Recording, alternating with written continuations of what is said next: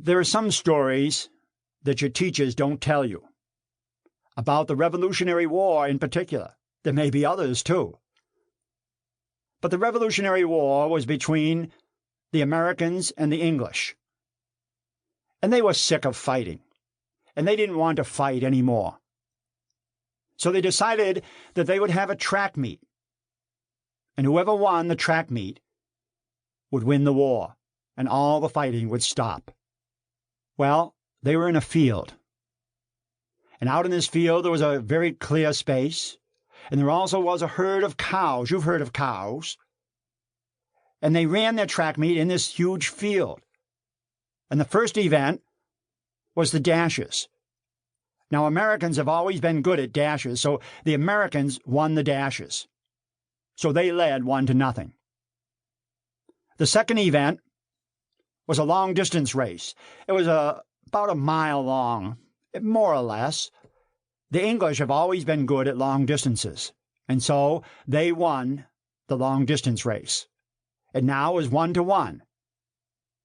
The next event was the long jump. Now, back then, they didn't call it the long jump. They called it the broad jump. And the Americans won the broad jump. It was now 2-1. But once again, the English came back in the high jump, and they won the high jump event. It was now 2-2. There was only one event left, and that was the shot put. Now, they didn't use a regular shot put.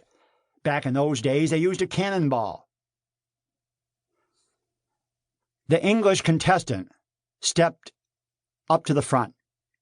This was in Yorktown, right out in that field. And that cannonball looked like a pea in his hands. And he took the shot put and he went, "Ugh!"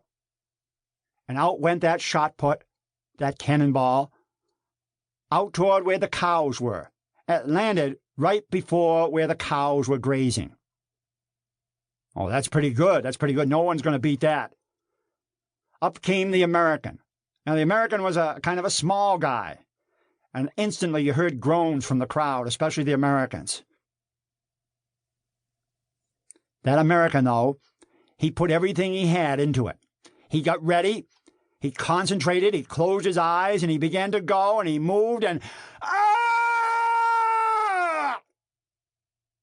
out went the cannonball. It had a twist on it. Not only did it go past where the cows were, but once it got to where the cows were, it started to twirl and twist and went completely around where the herd of cows was and landed exactly where the English contestants' cannonball had landed. Only it had gone further, and so the Americans won.